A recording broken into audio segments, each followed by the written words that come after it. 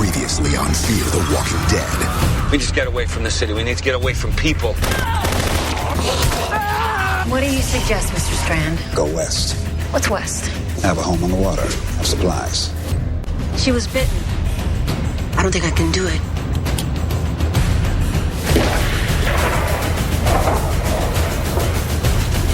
Why'd we come here if we're not staying?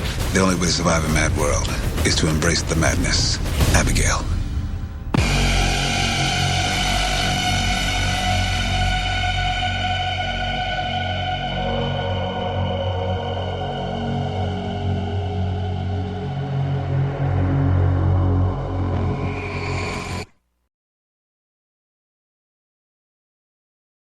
An all-new episode of Talking Fear the Walking Dead. I am your host, Kente, all the way live from Los Angeles, California. And we are here to talk about Season 2's premiere of the AMC zombie series, Fear the Walking Dead. And I'm here with my co-host, the Captain, Captain Olaf Barbosa. How you doing? Uh-oh, can't hear you, Cap. I hate when that happens. That stupid mute button, I'll just shoot it. I was like, I am doing great. Tired. I was like, I survived, and normally I come to you all from the great state of Indiana, but tonight I am in Nashville, Tennessee just finished up with the Walker Stalker Con. So I was like, good weekend, but it wears you out. A lot of walking, let me tell you. I thought you never get tired, man. It's like I never. It's like I don't sleep much. I just kind of stay tired all the time. So. All right. Well, we're going to ask you about your weekend. I know you have some things to show us that you were able to cop while you were gone. And our other normal co-hosts, they unfortunately couldn't make it with us, and we're fortunate to have a newcomer to Blab, Chris General. How you doing, Chris?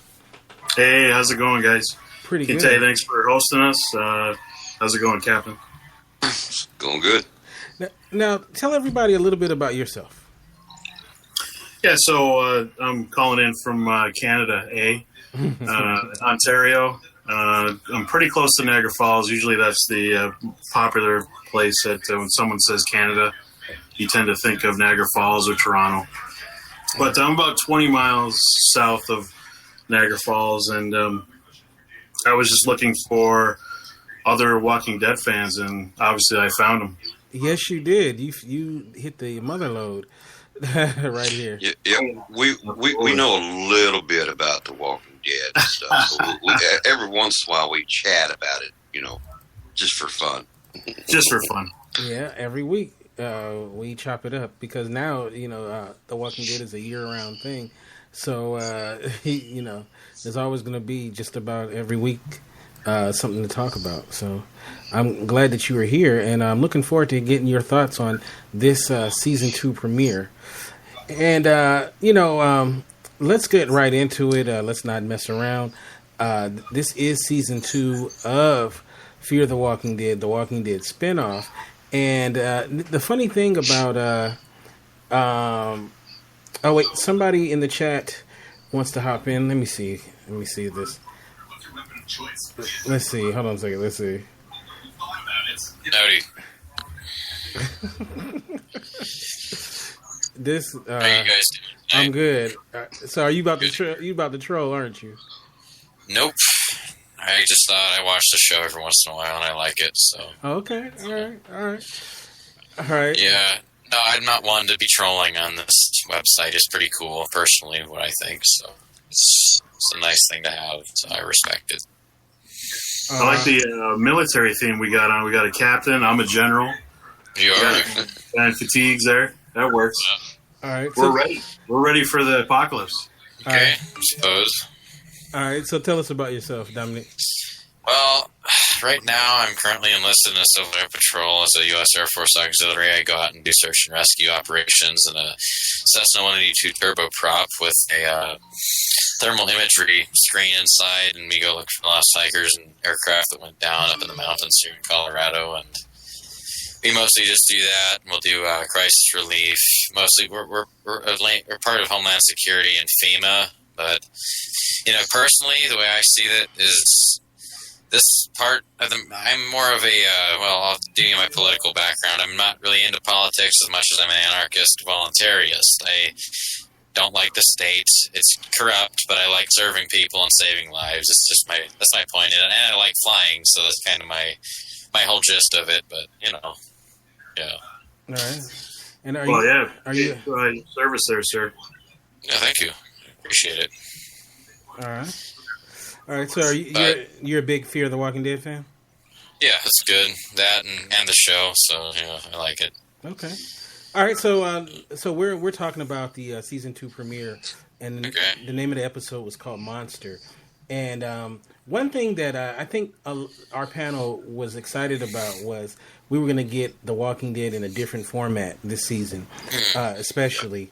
We were going to get The Walking Dead on water, on the ship, Abigail, and also we were going to get a different character dynamic because we're basically following a family.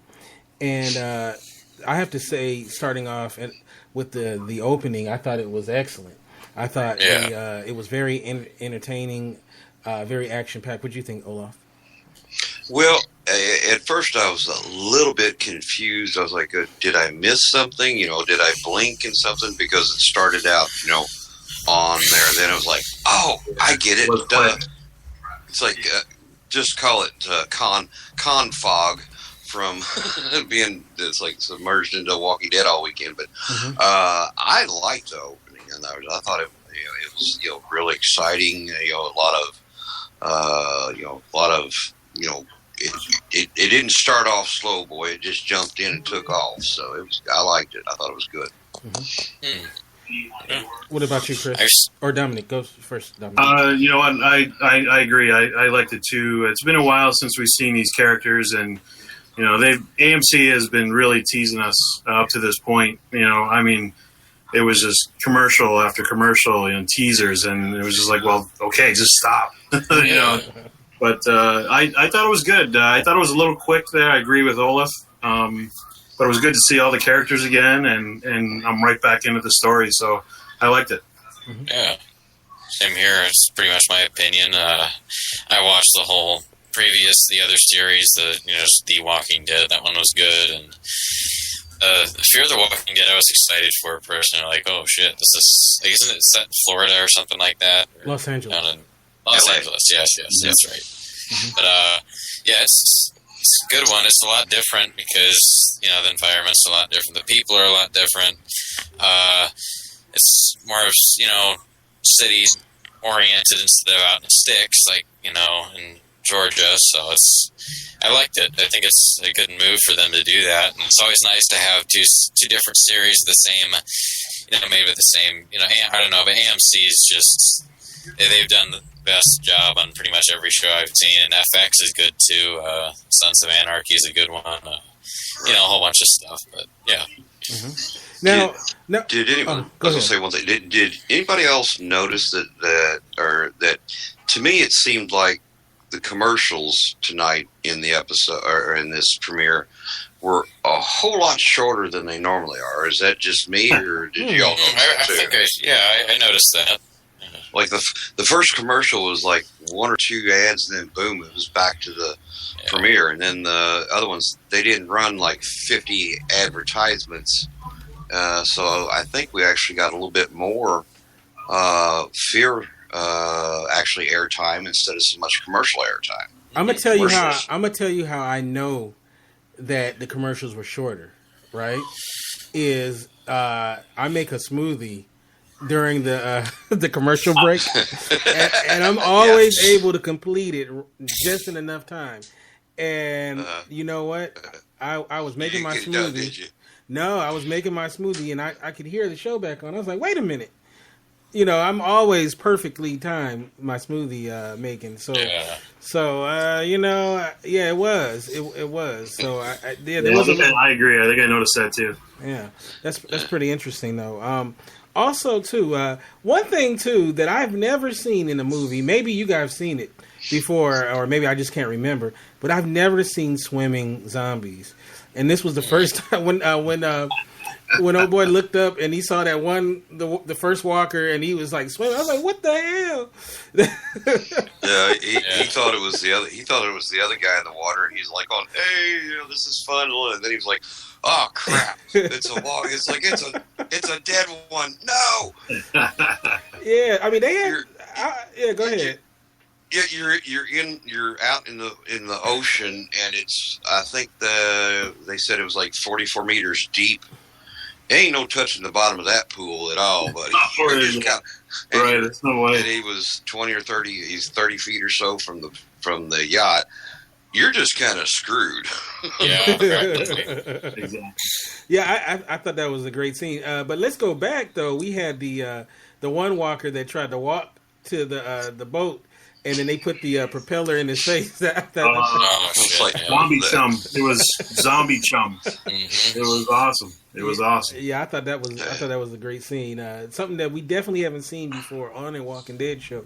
But yeah, what it was is that actor wanted to get a few more props in his acting. See. Now, I have to say though, we're gonna hop around, right? And the first character we got to talk about, and I thought this was really his episode in a lot of ways, was Strand. I think Strand, we were very interested in his character in the end of season 1, and now in this beginning of season 2. His character is very interesting, and the question I have for you guys, and I'm gonna start with the captain, and we can go around. Is do we think that Abigail is actually his? Yeah, I think it is. And I think it is because judging if you look at his house and how it was set up and everything, and dude had a Rolex and the really good cufflinks and all that stuff. So he had money and was doing something to where he had funds that he could do stuff like that. And I mean, Abigail, you're looking probably $300,000-$400,000, but that ain't that's not no pocket change. I agree with that too, because and also he knows how to operate the yacht. So yeah, but that doesn't necessarily mean that it's his. He could have been a captain on that boat, right? Exactly, and to know all the navigation and everything else. So that doesn't necessarily mean that it's his, right? But he does have a good handle on. One or two things. Either he was the butler at that house and knew how to outright, to take care of the boat and all that other stuff, or that was his house and it's his boat. But I'm going with it. That was all his stuff. The Abigail and everything else. I'm trying to think what's more interesting, that it was his, or that maybe he commandeered it at some point, or maybe he worked for the man that really owned it. And so I'm trying to think. Hey, what's up, Carlos? Which is more interesting. Now, Ivana in our Spreaker chat room, she says that she's worried that he doesn't get any sleep. But you know what? If I was Strand, I wouldn't be trying to sleep with them around anyway, too, because they're trying to let people aboard of his ship and all of this craziness. Well, you got to figure that at this point, it's people want to help other people. I don't think they've come to the point where. They see what's going on, but if they see someone who's not a walker, they're just obligated to help at this point. Yeah, unfortunately, that's where it's here with me. You're out there, you're going out on the ship. You have a certain amount of supplies for certain people, for a number of people, and immediately your first reaction is that you want to help them. But there looked like there was 15 or 20 people on that boat, and that means you bring them onto your boat. Yeah, you're saving somebody, and that would be the moral thing to do. But unfortunately, now if Strand had a place that he could go and had plenty of supply and ability to, have like a community going, that's one thing. But there's nothing like that set up yet. So if he brings them onto his ship, he's just killed everybody. In other words, he's not doing the people on the boat any favor, and he's not doing any of the ones on Abigail any favors, because there's not enough to sustain all of those people. So unfortunately, I didn't catch if he had a reserve of fuel either. So I mean, obviously that's going to be a concern too. He said something about he had enough to get to, like, pretty far out there. So I'd say that Abigail has a pretty good amount of fuel. And just the way his house was set up, because at the end of season 1, when we went to go to his house and the keypad, they were like, "Oh, well, the grid's down." He said, "Well, the generators kick on when the grid goes down. The generators kick on." So he's already planned ahead in his house for any kind of power outages, and the yacht has its own water filtration system, and because what was her name? She was the one that was talking on the radio. She said, "Oh, we've got this something system for water." So he's already planned ahead for a lot of situations like that. There may be something on the ship that that allows for some sort of conversion of something for fuel. There are Army vehicles that run on just about anything. They'll run on water or, whatever you can pour into them almost. So, there is ways to make things run on other things besides just diesel fuel. Yeah. Today we were down in Cortez, down at the southern end of the state, and we were picking up a transmission. And on our way there, this guy, TILX, I guess they own Trinity. Let's see, what is it? Trinity Freight Company or something like that. And this guy, he owns these railroad tracks and owns using the whole line out there, and he's got all of this oil stockpiled, brand new tanks, and they're all sagging and they're full to the top, and looks like they're not going anywhere. And he says he's been just keeping them for when stuff gets bad, but it's pretty interesting. A lot of people are stockpiling on very important things these days. So, yeah, it was interesting, but kind of off topic. But, yeah. Now, you would think, though, at this point, our group would have been a little more savvier, I think, because they've seen enough stuff to realize that it's not just the walkers that'll get you, that it's people, too. I know they haven't seen as much as our the people on the Walking Dead main show, but, the ship, it's a nice size yacht, but if you add all those people that were sinking on that boat, then all of a sudden now you're bumping into people. You know what I'm saying? There's only so much food. And then also, too, is, and I believe it was something that Curtis's character said, that, we don't know if they're infected or not. Right.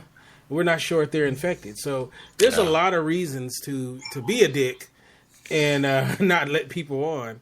And also, it's because there'll be tension that will stir up eventually, and there will be issues in between everyone, and that will divide them. There'll be fights and issues and noise and just basic attractions through that kind of issue that people will have in that time, because it's tense and it's not fun, and you need a specific amount of people to keep it going and keep it running smoothly without having, any issues. But, right. And with where they're at at the time that they're in right now, it's like during the show there was a radio transmission, I think, from the Coast Guard, or I believe it was Coast Guard.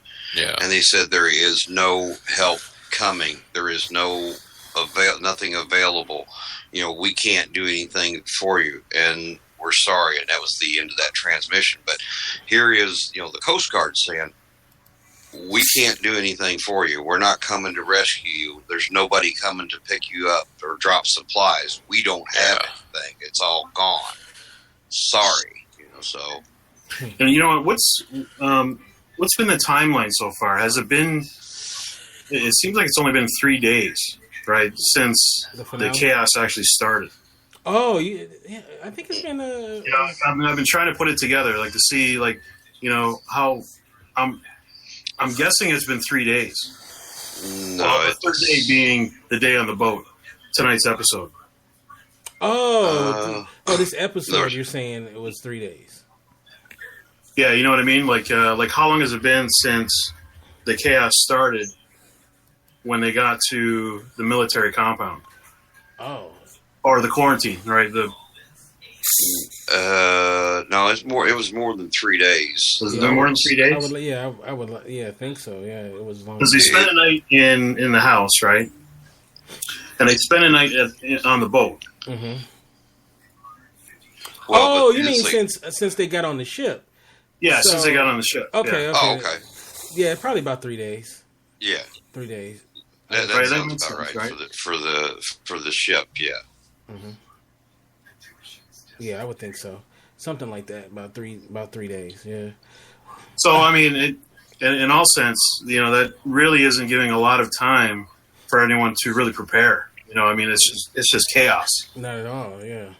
Not at all. And I know we're seasoned, right? I mean, because we watched The Walking Dead, so we know what to do, what not to do.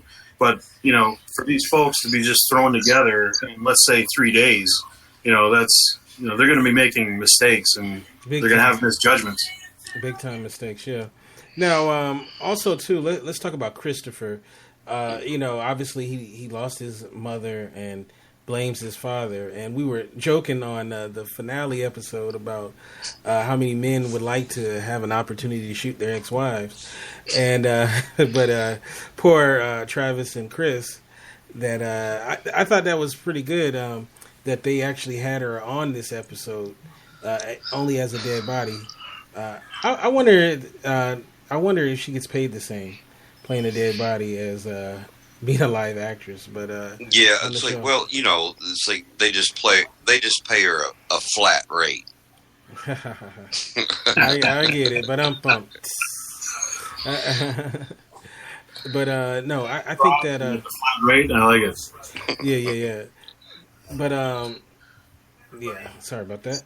All right, so Christopher, I love the scene that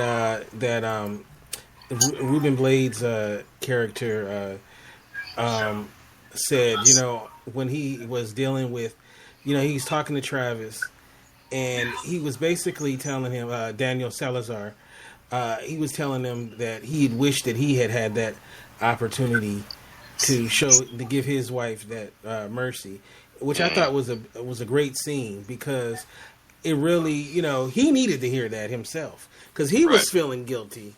In a way, he was feeling guilty that he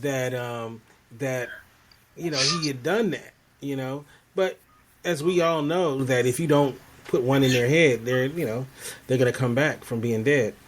So I think at some point they're going to come to he's going to get past this at some point, as much as you can. But I noticed though that Christopher and Daniel, they've been pretty close for a while now on the show. Remember, he tried to teach him how to shoot, and now he was fishing with him. And I don't know, did you guys realize what kind of fish was that he caught? I couldn't. It was a eel. Was it an eel? Okay. Yeah. Okay. Because he said, of course. Now, did you see the miniature version of Lucille beating? He was beat that fish with that, or hit the eel in the head to kill it with the miniature Lucille without the barbed wire. It was a fake eel. But because Salazar said that, he said, well, it's an eel. It doesn't look like much, but the meat's good. Has anybody eaten eel in the chat room or on this panel? No, I never have. No, I've not. I don't think I've ever eaten eel. Yeah, I don't think I would mess with no eel at all. Unless but if I was in their situation, I might be eating some eel. Yeah, so right. You never know. Be fricasseeing me some eel if I caught it. We'll find out if the meat's good or not. So, as people who listen to the show in the first season know that one of my favorite characters is Daniel Salazar, because I do like the actor Ruben Blades for a long time. He's a fantastic actor, and I really think he's gonna be like kind of a wild card of the show, because there's so many places you can go with his character. You know what I mean? He can definitely provide things that the Travis character can't. And I like it though. When he saw that boat that was sinking, he had the shotgun ready. He was like, pointed right to it. You noticed, and he kept that gun trained. It's like trained on them, even though they were pulling away. He kept that gun trained on them. He sure did. Like, nope, you ain't gonna swim for us. Nope, don't do it. The thing is, I don't think we've seen him at his boiling point yet. I mean, he's pretty calm, cool, and collective, but we haven't really seen him, go crazy yet. So, to me, I think that's kind of scary. You've got a character that's amongst others that you don't know, and you don't know what's. I don't think you'll see him like lose it and go crazy and start doing. His character is just even keeled, and when he was back in season 1, when he was slicing the meat off the guy's arm, he's just going, okay, tell me what I want to know. Oh, you're not going to tell me? Okay, that's fine. Right. What about now? All right, we're down to now we're getting down to the second layer, and it's going to hurt more. You want to tell me now? Right, and to me that's scary. I mean, he's patient, so that's pretty scary. He's a very methodical. Getting back to him as an actor, though, I guess he's a big singer. He's been in a lot of movies. I mean, I remember seeing him in Predator 2, I think, but I guess he's an actual singer, so I guess he can sing pretty well. Right, and I think he was a politician, if I remember correctly, too, or something like that. Yeah, so I know he was heavily into politics. Now I want to pivot back to Chris, and when he goes for his swim,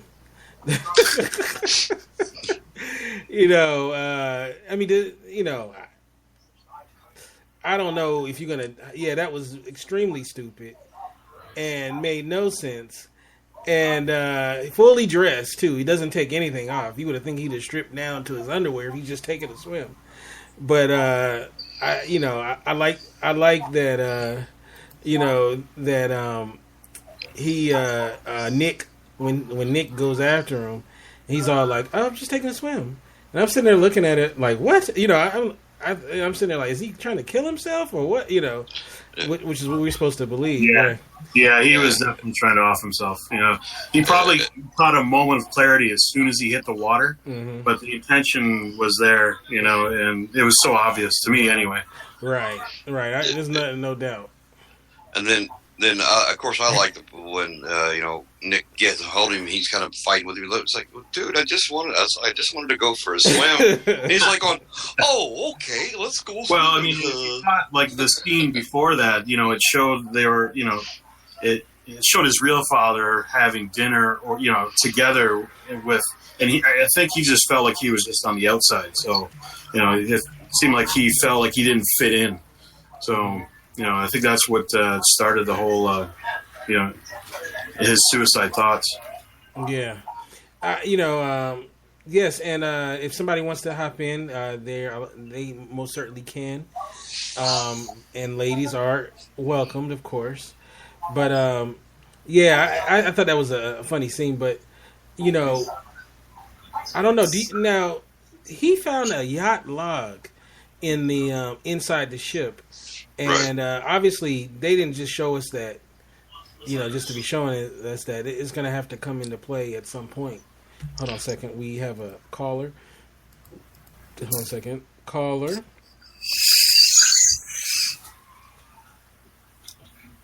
Hi, how you doing? Uh-oh, we can't hear you.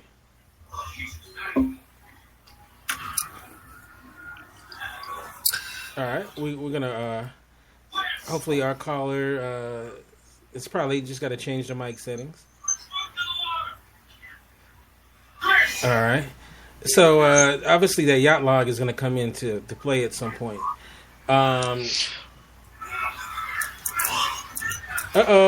She may need some guidance. Usually you set up your mic before you come in, though, right? Right? Yeah. All right. You may need to go out and come back in and make sure. Yeah, that's what I was going to suggest. Yeah. All right. So I'll kick you. Just come back in. Okay. So, all right.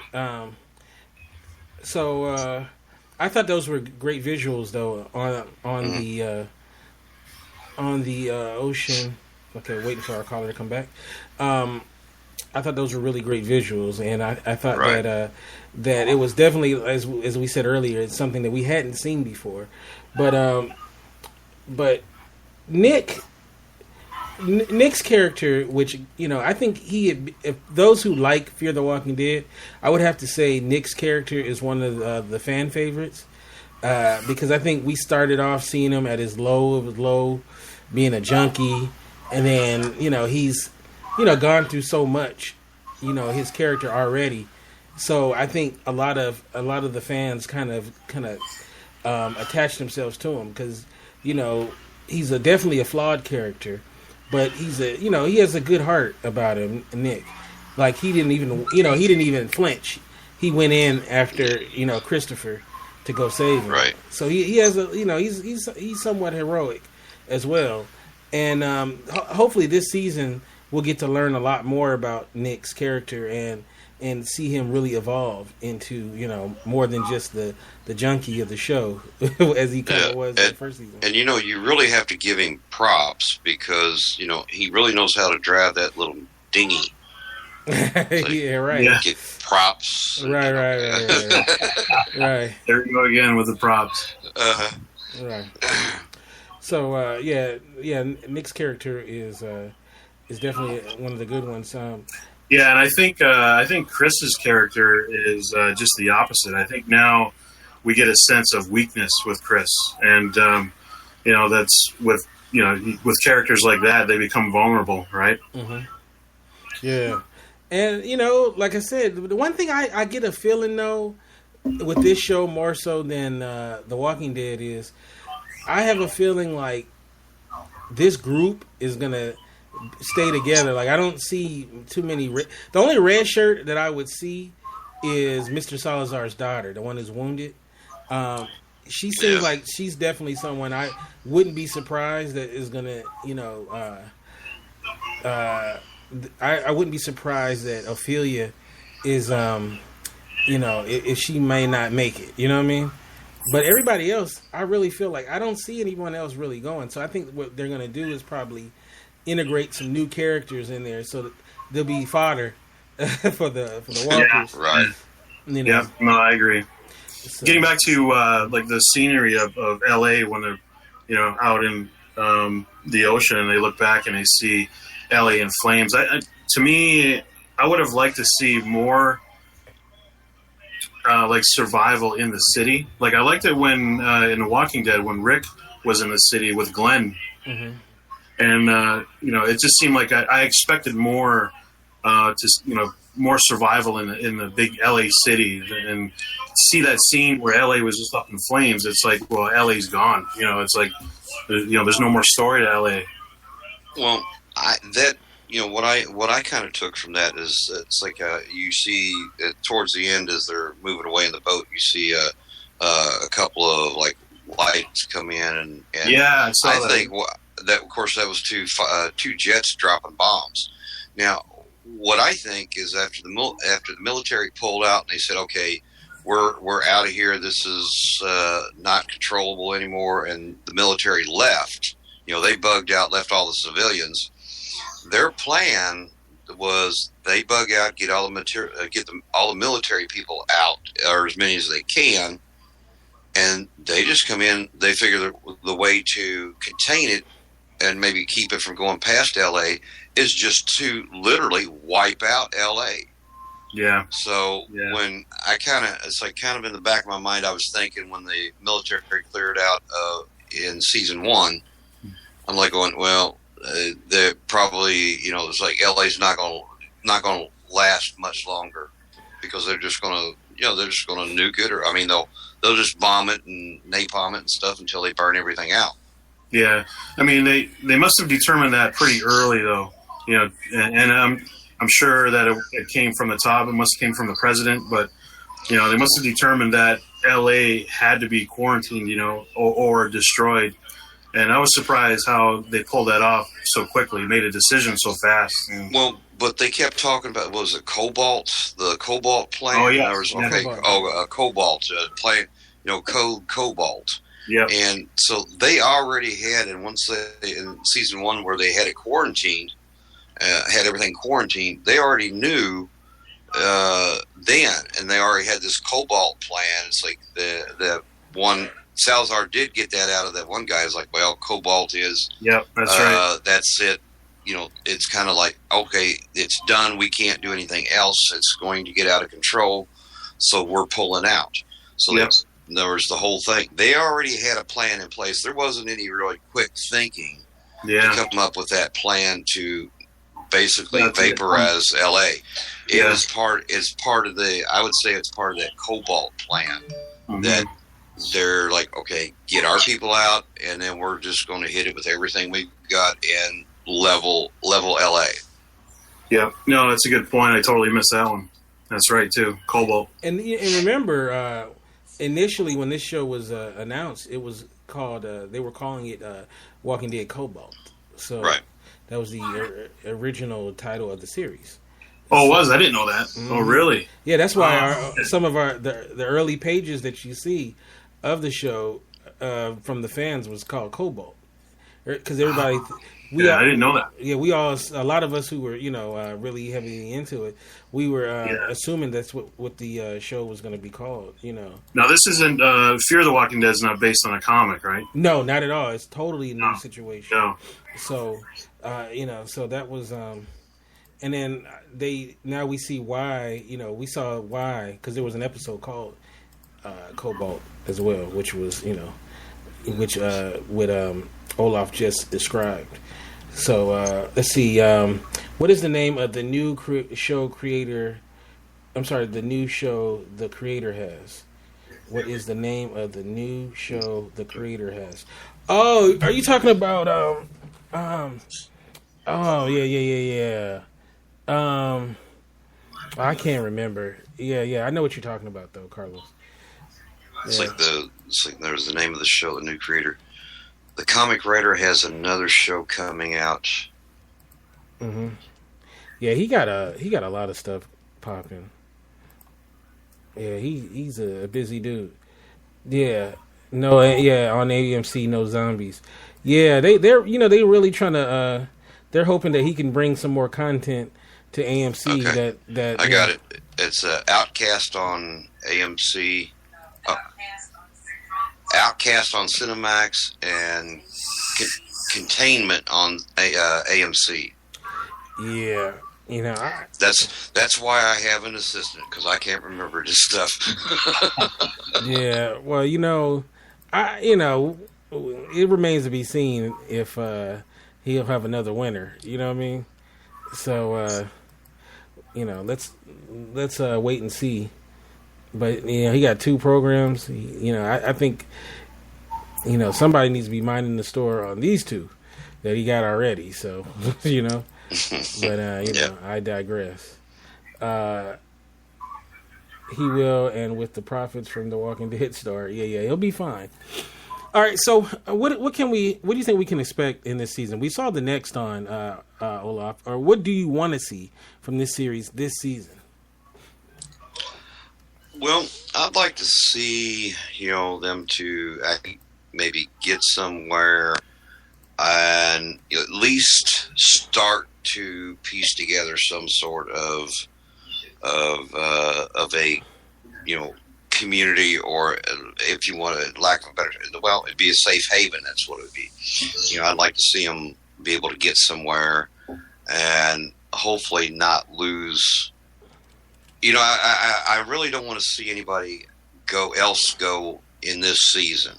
I'd like if at all possible, but that's asking a lot for, another 14 episodes that none of the main characters get killed off, or the crew that they've got now. It'd be nice to see them finish the season with everybody that they started with this season. Oh. So yeah, I agree. I don't think that's going to happen, but it's like it'd be nice to see them finish out. It's like this first time. It's like, I guess, with a show that I don't want to see somebody, killed off in the next 2 or 3 episodes. There's no Daryls on the show that you can root to get killed off. Basically. No. It's like I almost got myself in trouble today.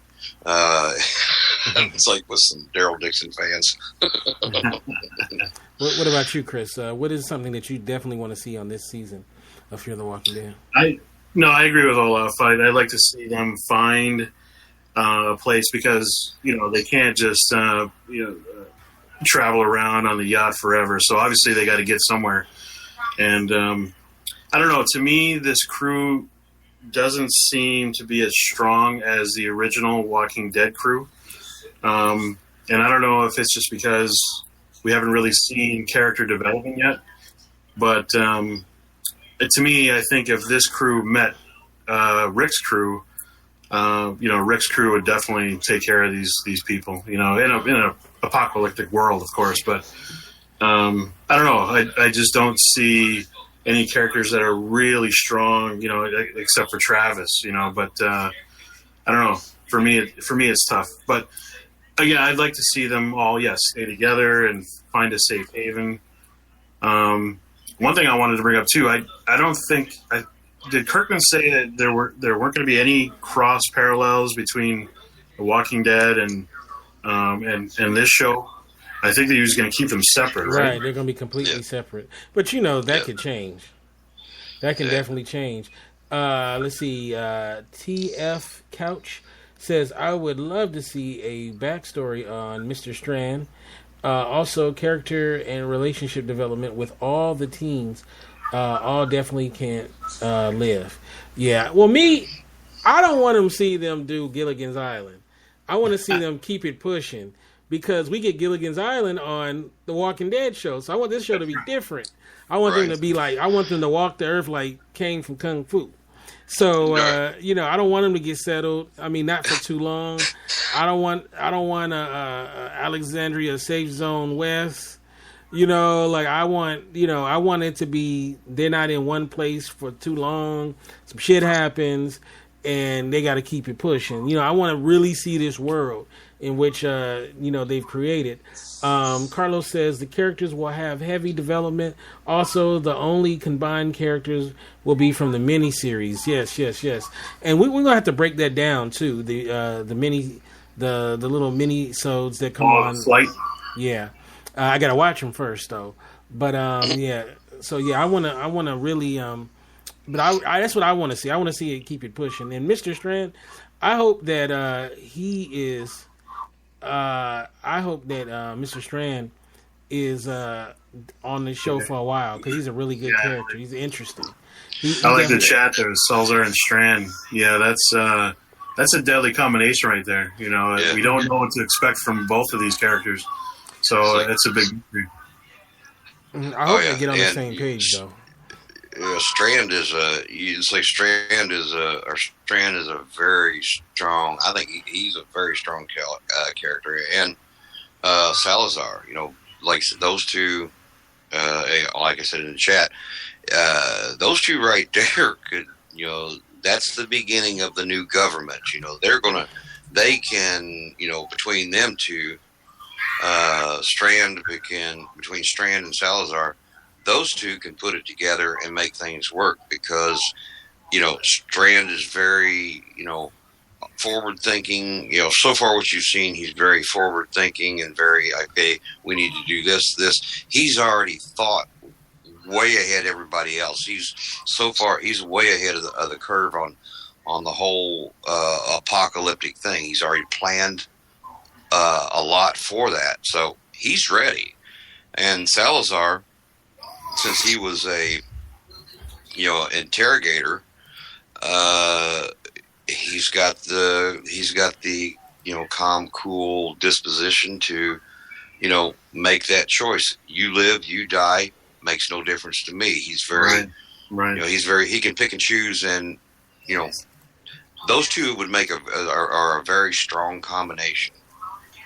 Right. And then Travis is, if you want to call it, Travis is the kind of the Dale. He's like kind of a little bit of the moral compass.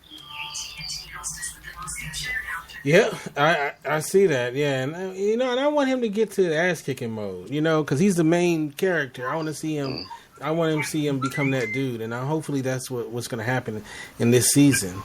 So, we saw how he can get into a fit of rage in the last episode of the first season.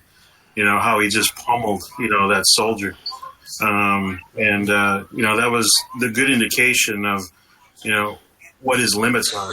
So I think he's a character not to be tested. So I think it's going to be a good season with him. Let's hope so. All right, so let's Chris, how can people get you on social media and such? Yeah, you can hit me up. CGeneral19 is my Twitter. Just look Chris General up on Facebook. Are you wrapping up the show pretty soon, or are you? Yeah. Okay. Oh yeah. No. Thanks for having me. Like I said, I was just looking for fellow Dead fans, and I found it. So you did, and you got to come back next week. We're going to be talking about it next week as well. Yeah, I'll be on for sure. Yeah. All right, Olaf, how can we get you on social media and such? Well, you can stalk me on both Facebook and Twitter, but just don't stalk too close because I do get nervous and I do have an itchy trigger finger. We're back. Yeah. Oh shoot! All right. You can follow me at Kente F, and you can follow the shows. All right. I'm gonna put all the social media links in our chat room, and I'll tell you guys right here. Let me do that. You can on Twitter. It's at Talking Fear TWD, and then on Facebook. Our Facebook like page is facebook.com/Talking Fear the Walking Dead. And then our group is facebook.com /groups/Talking Fear the Walking Dead. Also, too, I want to take a moment to say that every year we have a tradition on indieradio.org. And that tradition is we do out of respect to the March Madness, we have our own brackets. And usually we do it around the same time as March Madness, but I was away, so we're going to do it right after. And the first bracket we did was, we did movie villains. That was the first bracket we did. Very successful. I believe it was the Predator beat Jaws in the final. I can see that. I can see it. And the second year we did movie heroes, right? Only natural, right? And who was the hero that won? I think it was Godzilla won, right? Godzilla won that one. Yeah. Godzilla won, right? Was it Bruce Lee? New Godzilla? Yeah, Godzilla. It was retro Godzilla. And, okay. And then last year we went crazy. We had cartoon heroes and villains, and who was the winner last year? You would think that wasn't that long ago, and I can't remember, but I can't remember. But I'm about to bring it up right now because it's gonna bug me. You would think I would have had that ready, right? Here we go. I'm about to bring it up. Who won last year? But so this year. We're going to do our bracket challenge once again. And this year we have okay, here we go. Madness brackets. The winner from... No, I'm sorry. It was Blade that was the hero that won. Okay. Oh, that's right. The hero that won. Powerful character. Yeah. Blade won. Because the final was against Blade versus Bruce Lee. All right. Oh, Bruce Lee wins hands down. It's like Blade was the one that won out. yeah, it was. I was kind of surprised, but anyway. So this year, We are doing comic book heroes bracket. We have our field of 64, and we'll be doing this on our Spotlight show. And the first day we're going to unveil our brackets will be on August the 24th. Let me make sure I have that right, correct? Yeah, August the 21st on our Spotlight show. And we will have our field of 64. And we will have, I can tell you what the 4 number 1 seeds are. And then you'll find out who's going to be else in there. We have, because it's 4 number 1 seeds. We have Superman, of course, is a number 1 seed. Batman's a number 1 seed. Spider-Man and the Hulk are the 4 number 1 seeds. So you got to find out who else made the cut, who they will go against. But it's a really good, bracket. And of course, Iron Man is definitely in it. And but I'm not going to tell you. There's some good matchups in the first round. There's some really good matchups. There's some matchups in that first round that people are going to be upset that I put them against each other. Because I've already had 2 people that did my little test of it. And they were like, why did you do that? Because, so, yeah. Deadpool's in there. Ant-Man's in there. Ant-Man, I was going to say Ant-Man. Yep. It's a really good field. And these do very well. The community really gets excited about these brackets. And I really put a lot of effort into making this bracket. And it's going to be better than the years before. So it actually is a different look than before. Wolverine is in there as well. He almost was a number 1 seed. He almost got the number 1 seed, but he wasn't. So, but yeah, Wolverine's in there. Most of the people that you know and love is in these brackets, and in some of the first round matchups. I'll tell you one matchup that I think people will like, and I ain't telling no more after this. But there is a matchup in the first round between the Flash and Quicksilver. So there'll be a huge debate on who wins that one. So that's one of the matchups, and there's a lot of other. See, he says Quicksilver. We'll see. So see now the fun part about the whole thing, huh? The fun part about the whole thing is like if you pick Quicksilver, you pick who was the other one? It was the Flash. The Flash. It's like you use the fun part where it gets down to the nitty gritty is the explanation why you think Quicksilver is going to beat the Flash or the Flash is going to beat Quicksilver. That gets to be some really interesting debates. It's pretty awesome. We had a debate that was so hilarious. It was because one of the matchups in the Heroes was Luke Skywalker versus Godzilla. Right. And oh my God, that was an epic debate. Oh my God! I mean, they were literally, our panelists were literally having a fight on air about who would win, Godzilla or Luke, which it seems pretty certain. I'm just a moderator, but I mean, I don't see how Luke Skywalker can handle Godzilla. I mean, to be honest with you, but apparently we had different opinions. So, you know. Yeah, that was just hilarious. What about Howard the Duck? You got to throw Howard the Duck in there too. He's got to be in there. All right, you'll see. We're gonna come out with the brackets, and we have the bracket, and voting is going to be every week after the 21st. We're gonna have every Thursday. We're gonna release who won, and then we're gonna have another debate on the second round and the third round, and in our finale episode of it, we're gonna have 2 people representing the finalists, and they're gonna have a debate on behalf of the we had on the Predator and Jaws debate was pretty funny. Is that recorded somewhere? Because I don't see how. I mean, how long did that debate last? I mean, it was pretty funny. It was funny because one of the questions was who's sexier, and So so it was pretty funny. So, but these people take it very serious. What's funny is people. Which theme song? Jaws or Predator? Oh, Predator. I don't remember the theme song for Predator.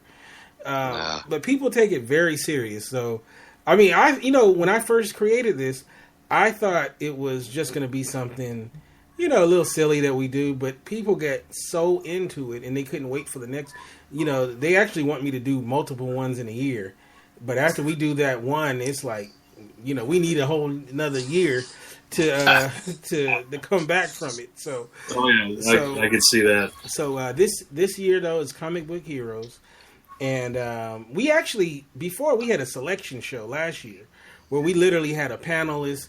We had panelists selecting each person, and that was kind of a mistake because we had cartoon heroes and villains, and people were like, they were going some real obscure, people were like, who is this character? So I had to, this year I selected everybody, and I'm sure I've already got, why didn't I have this person, that person, so I think any good list has to get people excited and piss people off too. So, I think you just can't have a list that everybody's going to love. Everyone's not going to love every list. So and also too, I have another thing that I'm doing too. I'll be putting out this blog soon. It'll be my top 25 TV shows, dramas. So I haven't done it in 2 years. So that's going to be coming out as well. But so that'll be coming out the 21st. Make sure you're there. We're gonna show We're going to show each bracket, each of the matchups, and we're going to have a panel assembled, and we're going to debate each single thing. So it's going to be pretty funny. So I think you guys will enjoy it. But so I'll be every show we do from now until then. I'm going to be pimping the comic book Hero Madness episodes because it's going to be coming out soon. So people were asking. Good. Sounds like fun because they usually come out in March. So people were like, "Oh, you're not doing it this year?" I'm like, "Yes, I'm doing it this year. I was away in Chicago, so I had to come back. So that's coming out." All right. So with all that said, thank you everybody for joining us. It was a great show. Great meeting you, Chris. Olaf, thanks for having me. Thanks for pinch hitting for our guys who. Happy to have you on. Yes. So definitely, and I'm gonna follow you on Twitter as well. So, but it was great. Thanks to everybody who came, and we'll catch you next time. Sounds good. Peace. Thanks for listening.